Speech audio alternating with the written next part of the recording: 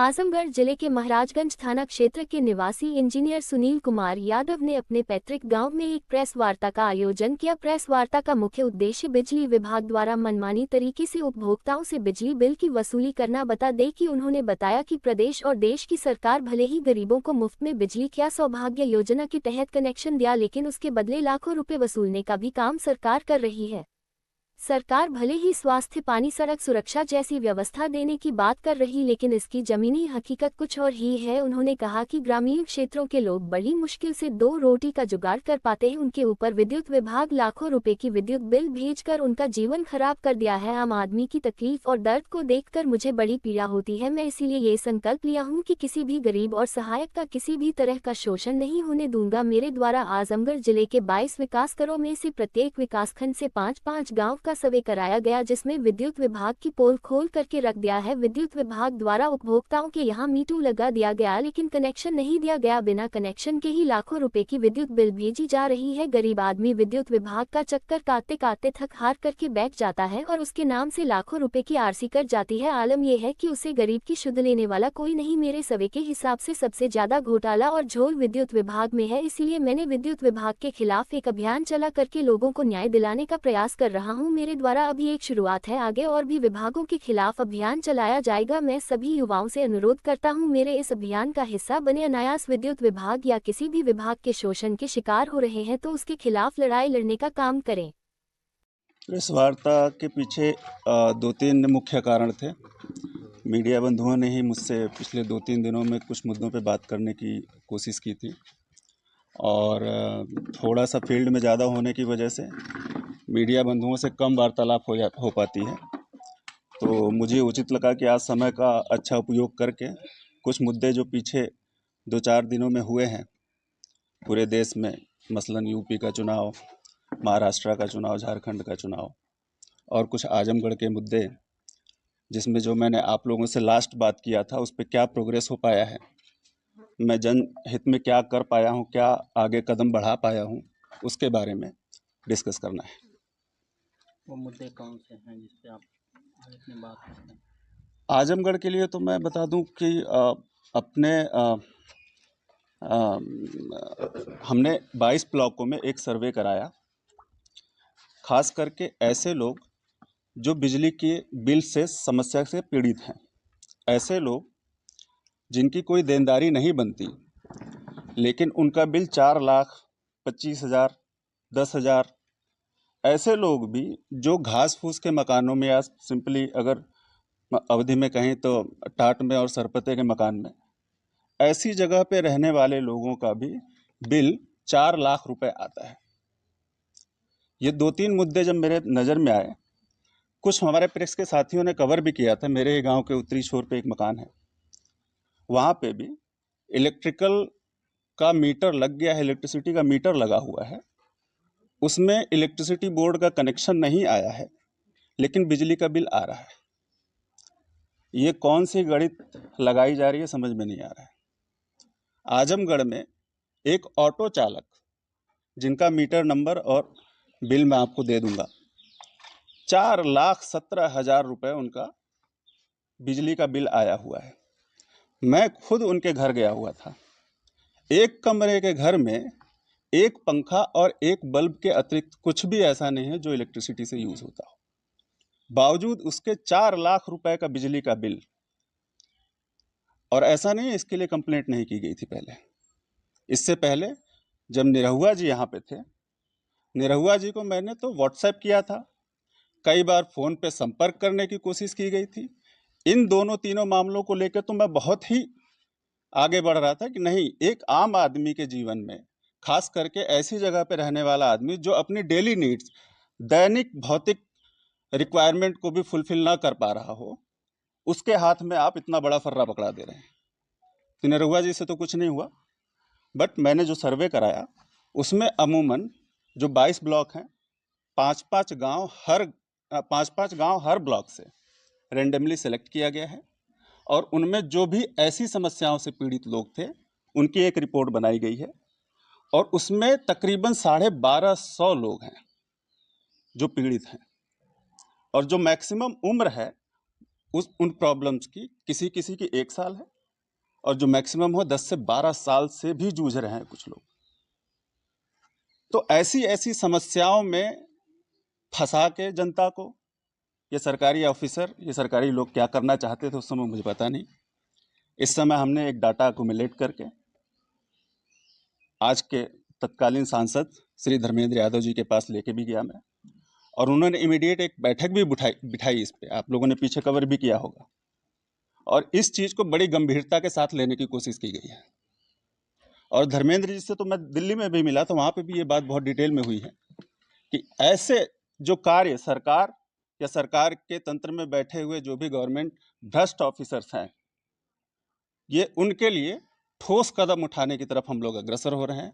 अगर 5-5 गांव में लोग सुधर गए तो ठीक है, नहीं तो पूरे आजमगढ़ का सर्वे ये सुनील कुमार यादव करवाएगा, और फिर वो उत्तर प्रदेश तो क्या पूरे देश के सामने एक बड़ा नाकाम चेहरा सरकारी तंत्र का समझ में आएगा लोगों को। तो क्या आपने कोई अपनी तरफ से लेटर भी भेजा है गवर्नमेंट को, या जो भी? मैंने पहला स्टेप अपना किया जो कि सर्वे कराना था, इस बात की ऑथेंटिसिटी करनी थी कि ये सही है या कितने लोग इससे पीड़ित हो रहे हैं। वो सर्वे फर्स्ट स्टेप था मेरे जो कार्य योजना थी उसके लिए, मेरी जो प्लानिंग थी उसके हिसाब से। दूसरा था जिनके साथ हमने गठबंधन में यहाँ पे चुनाव लड़ा था, जो तत्कालीन सांसद हैं, अगर वो नहीं भी होते, भाजपा के होते, मैंने पीछे भी कहा कि ये काम तो मैं निरहुआ जी के समय से ही कर रहा हूँ, बट अभी जो सांसद जी आए हैं उसमें थोड़ा सा प्रोएक्टिवनेस दिख रही है। उन्होंने मुझे लगता है 2 दिन से ज़्यादा नहीं लगाए, और तत्कालीन उन्होंने सर्किट हाउस में एक मीटिंग अरेंज करा था, 1 महीने से ज़्यादा का समय हो गया है ना। अब मैं दोबारा सर्वे इस पे ये कराऊंगा कि ये जितने भी मेरे पास एटलीस्ट फाइल्स हैं, फाइल में जो भी डाटा है वहाँ पे कोई एक्टिवली काम हुआ है कि नहीं हुआ है। बिजली विभाग के अधिकारी भी थे?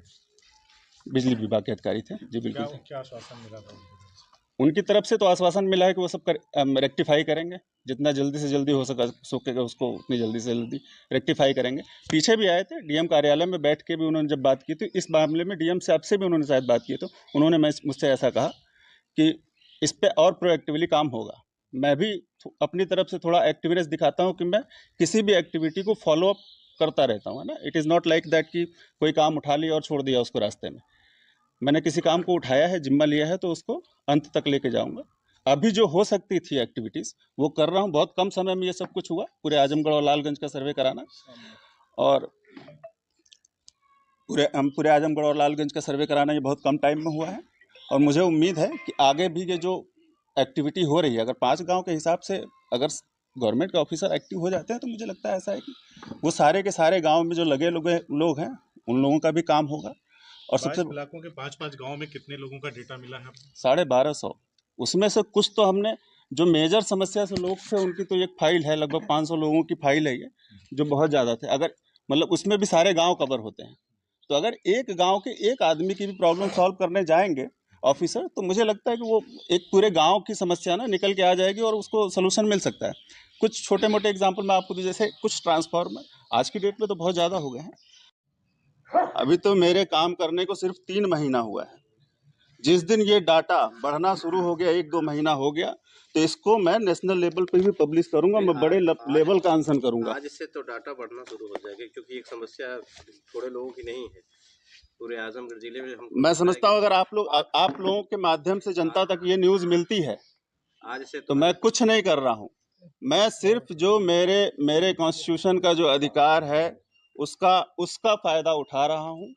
तो आपसे कैसे लोग संपर्क करेंगे? सोशल मीडिया है, मेरा फ़ोन नंबर्स है, मैं व्हाट्सएप चैनल्स हैं। जो इस समस्या से ग्रसित होंगे वो चाहेंगे आपसे मिले।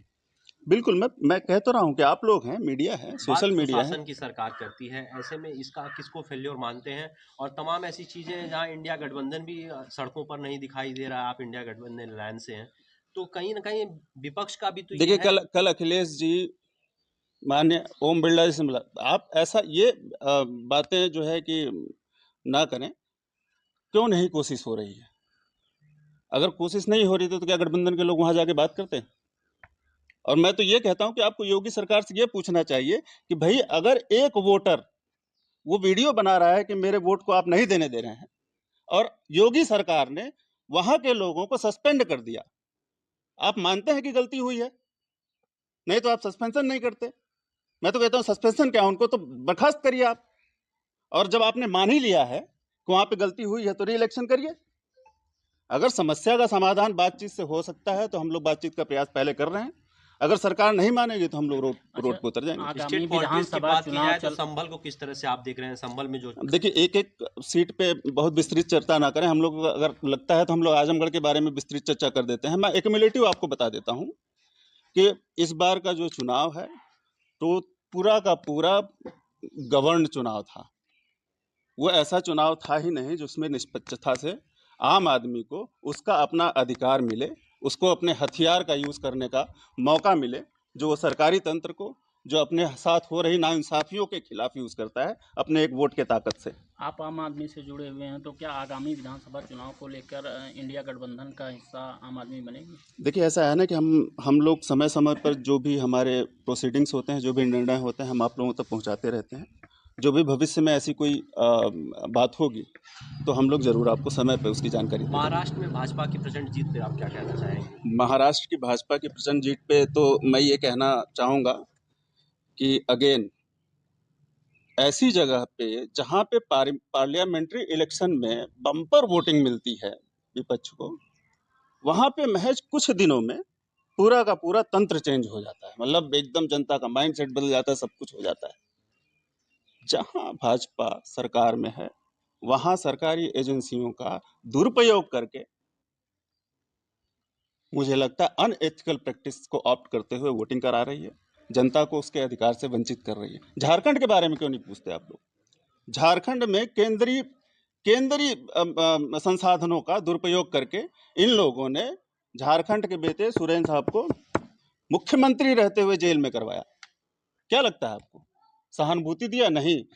झारखंड की जनता ने बताया है, बल दिया है ऐसे लोगों के खिलाफ जो लोग आम आदमी, दलितों, पिछड़ों और ऐसे हर आदमी का हक मारने की कोशिश करते हैं, जो किसी प्रदेश को, किसी देश को रिप्रेजेंट करता है, उन सब का हक। संबल हिंसा को लेके आप क्या कहेंगे? सर, कितनी हिंसा हो गई, हिंसा पे कितनी बात करेंगे आप लोग?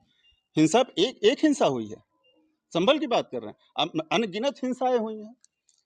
तो ये तो कंप्लीटली फेल्योर ऑफ सिस्टम है। मैं तो इन सब एक्टिविटीज पे क्या ही बात करूं। मतलब डू यू थिंक सो कि it is very much relatable to discuss कि जो हर 1 महीने में, 2 महीने में, 3 महीने में, 4 महीने में कहीं ना कहीं हो जा रहा है। एक मैं आपको एक छोटा सा, मतलब एक लाइटर मोड में एक बात बताता हूँ। जंगल में एक चुनाव हुआ, एक कहानी मात्र है ये कि भैया जो है ना, राजतंत्र शेर वाला खत्म करो, हम लोग ना वोट करेंगे।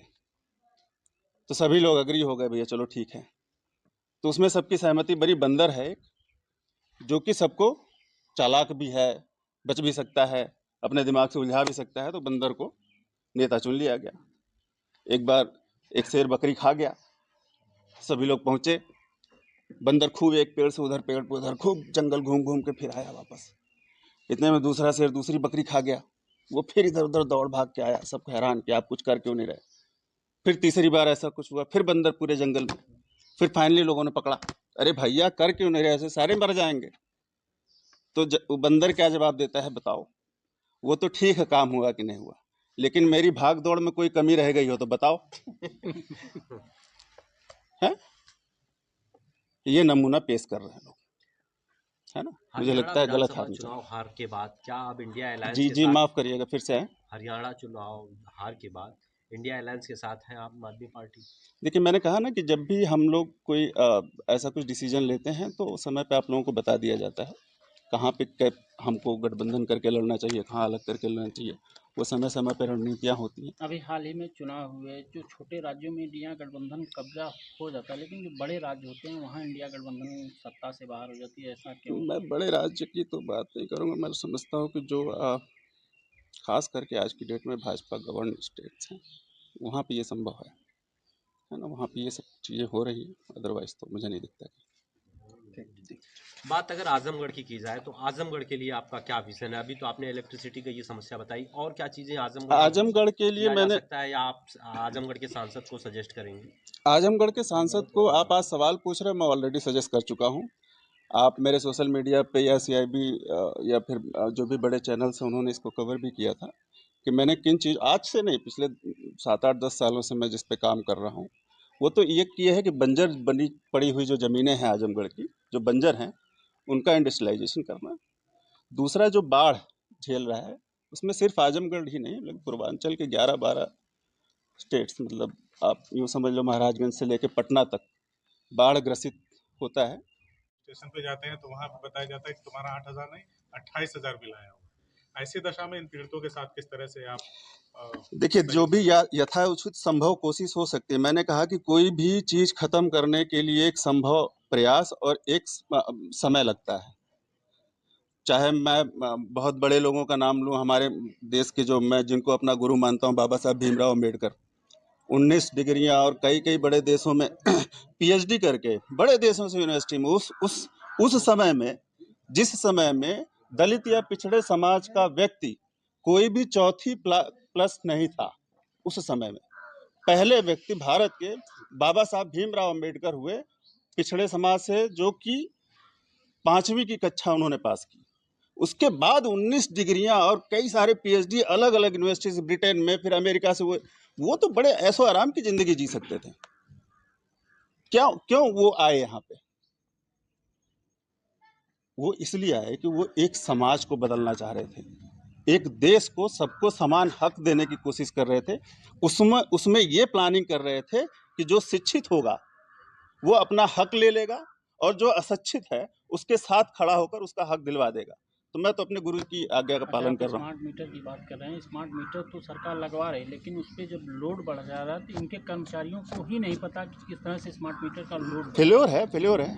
प्रॉपर मॉनिटरिंग जब गवर्नमेंट करेगी तब तो होगा ना भाई। आपके जो मंत्रालय है उसको प्रॉपर आप प्लानिंग करो। आप वीकली रिपोर्ट मंगाते हैं? कोई किसी भी सब स्टेशन से वीकली रिपोर्ट किसी मिनिस्टर के पास जाती है? किस चीज़ का सर्वे कर, कैसे पता चलेगा उसको? और हमारी मासूम जनता के लोग परेशान करते हैं। जब विद्युत विभाग के जो आपने विद्युत उठाया विद्युत समस्या पे, तो विद्युत विभाग में सबसे बड़ी